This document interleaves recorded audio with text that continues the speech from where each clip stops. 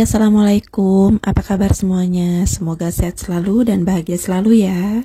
Di video kali ini aku mau share aktivitas aku seperti ibu rumah tangga pada umumnya, yaitu aktivitas membersihkan kamar ya teman-teman. Ini aku lagi membersihkan dipan kasur aku. Walaupun sudah menjadi ibu rumah tangga, tapi kita tetap harus berdaya dan produktif ya teman-teman. Salah satunya adalah dengan memulai bisnis. Di video kali ini aku akan memberikan tips buat teman-teman yang ingin memulai bisnis. Semoga video kali ini memberikan semangat baru buat teman-teman yang ingin membuka usaha. Meskipun sebagai ibu rumah tangga, tapi dengan segala kemampuan kita juga bisa teman-teman melakukan bisnis tertentu sambil kita mengelola rumah kita seperti biasa. Sebelum videonya dilanjut, buat teman-teman yang baru gabung di channel aku ucapkan selamat datang dan salam kenal ya. Perkenalkan, aku Rila, seorang ibu rumah tangga yang juga memiliki usaha toko sembako di rumah. Support terus channel aku dengan cara like, comment, share, dan subscribe. Aktifkan juga lonceng notifikasi supaya kalian gak ketinggalan video-video terbaru dari aku. Terima kasih. Oke, lanjut di pembahasan yang tadi. Jadi tips memulai bisnis bagi ibu rumah tangga, kita perlu menyadari dahulu mengapa penting bagi ibu rumah tangga untuk membuka usaha. Padahal seperti yang kita tahu bahwa kesibukan pekerjaan rumah dan mengasuh anak membuat ibu rumah tangga harus mengatur waktunya dengan baik. Jadi manfaat mengapa ibu rumah tangga perlu berpenghasilan?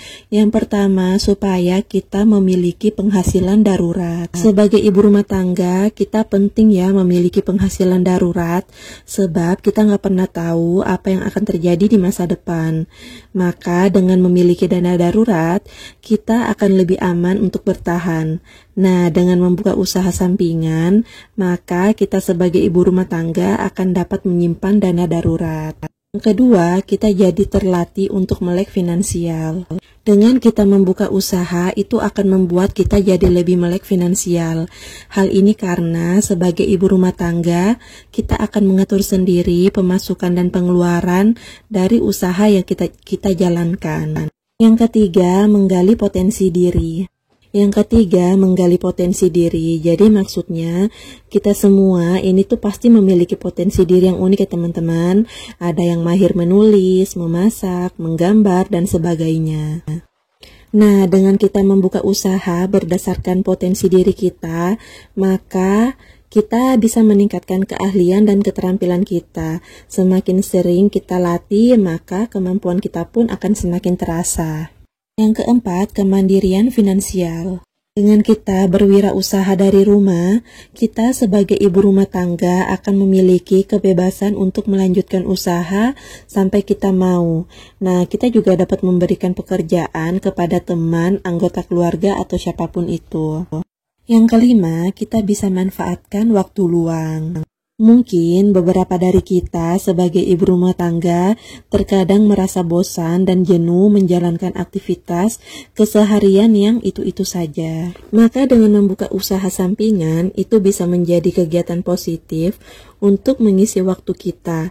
Ketimbang melakukan kegiatan yang tidak produktif, maka lebih baik kita belajar dengan memulai bisnis sendiri. Teman-teman, jadi setelah kita tahu betapa pentingnya seorang ibu rumah tangga untuk memulai bisnis, jadi langsung aja aku mau membagikan tips memulai bisnis untuk ibu rumah tangga. Yang pertama, mulailah berbisnis online.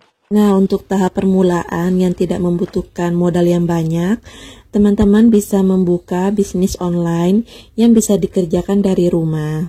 Nah, salah satu channel yang sangat bagus buat teman-teman kepoin adalah channel Bu Cahyo Vlog. Karena di channel beliau itu sudah sangat banyak membagikan tips dan tutorial dalam menjalankan bisnis dari rumah. Dengan kita menjalankan bisnis kecil rumahan, kita bisa menjual melalui akun media sosial dan tentu saja hal tersebut tidak akan merepotkan. Yang kedua, tetapkan jadwal pribadi.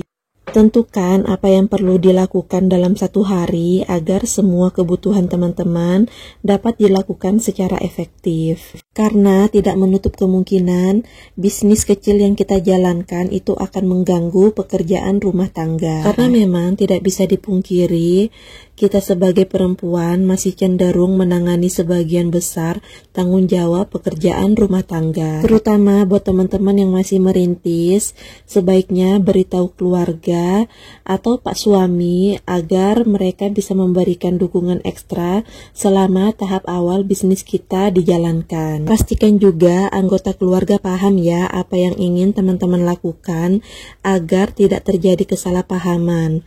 Komunikasikan kepada anggota keluarga mengapa teman-teman ingin memiliki penghasilan sampingan, misalnya ingin membantu ekonomi keluarga, mengisi waktu luang, atau ingin tetap produktif. Ketiga, rekrut perlahan. Buat teman-teman yang masih pemula dalam menjalankan bisnis usaha, sebaiknya hindari yang namanya merekrut karyawan ya, karena dengan kita tidak merekrut karyawan, selain menghemat uang, juga akan memberi diri kita untuk mencari tahu dengan tepat peran apa yang dibutuhkan untuk mengisi usaha atau bisnis kita agar sukses. Nah, nanti akan ada waktunya di saat bisnis teman-teman udah mulai sukses, udah mulai stabil, teman-teman bisa mendelegasikan pekerjaan teman-teman, misalnya kepada orang kepercayaan atau dengan merekrut karyawan. Jadi, kita bisa fokus pada gambaran besar dan bisa mendelegasikan pekerjaan yang lebih kecil kepada orang lain.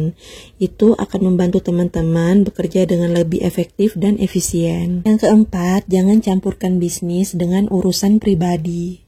Ingat ya teman-teman, jangan campurkan bisnis dengan urusan pribadi karena hal ini sangat penting sebab bersikap profesional sangat menentukan keberhasilan bisnis yang kita jalankan.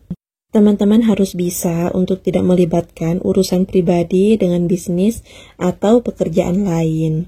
Walaupun terdengar sepele, urusan ini dapat membuat usaha teman-teman menjadi gagal dan tidak bisa berkembang.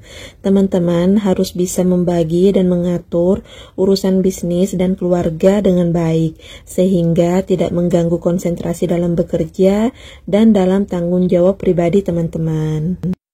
Nah, yang terakhir, teman-teman harus bersabar, karena dalam mengembangkan usaha selalu membutuhkan waktu. Perlu diingat ya teman-teman, bahwa hal-hal baik itu membutuhkan waktu dan membutuhkan konsistensi. Saat kita membangun bisnis kecil, ingat setiap langkah kecil itu diperhitungkan, dan teman-teman harus mengambil langkah kecil itu. Jadi teman-teman memang harus bersabar karena bisnis apapun itu pastinya membutuhkan waktu dan proses untuk berkembang. Jadi itulah ya teman-teman penjelasan mengenai tips memulai bisnis bagi ibu rumah tangga.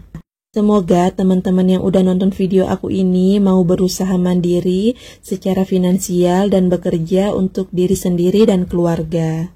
Karena seperti yang kita ketahui, stabilitas keuangan itu sangat penting buat kesehatan mental kita, dan dalam kehidupan berkeluarga juga segalanya membutuhkan uang ya teman-teman.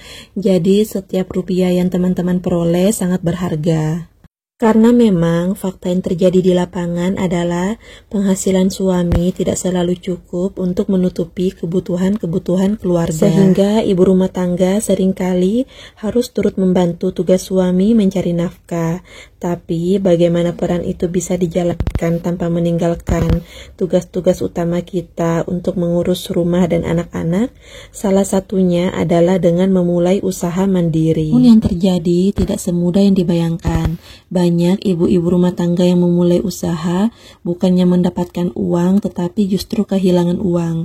Oleh karena itu, teman-teman juga harus tahu ya dasar-dasar dalam memulai dan mengelola bisnis. Hal pertama yang harus teman-teman lakukan adalah mengukur apakah teman-teman sudah punya mental wirausaha atau belum. Karena mental wirausaha ini sangat mempengaruhi cara pandang dan cara kita berpikir.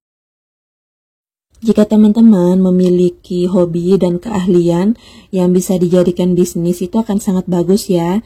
Misalnya buat teman-teman yang jago masak, bisa membuat bisnis yang berhubungan dengan memasak. Bisa juga teman-teman kontenin pada saat proses memasaknya, kemudian videonya diupload ke YouTube. Kalau misalnya teman-teman hobi membuat aksesoris dan pernak-pernik, teman-teman juga bisa menjualnya ya. Dan pada saat prosesnya juga teman-teman bisa kontenin kemudian upload ke YouTube. Dan masih banyak lagi ya teman-teman hobi serta keahlian-keahlian yang bisa kita jadikan bisnis.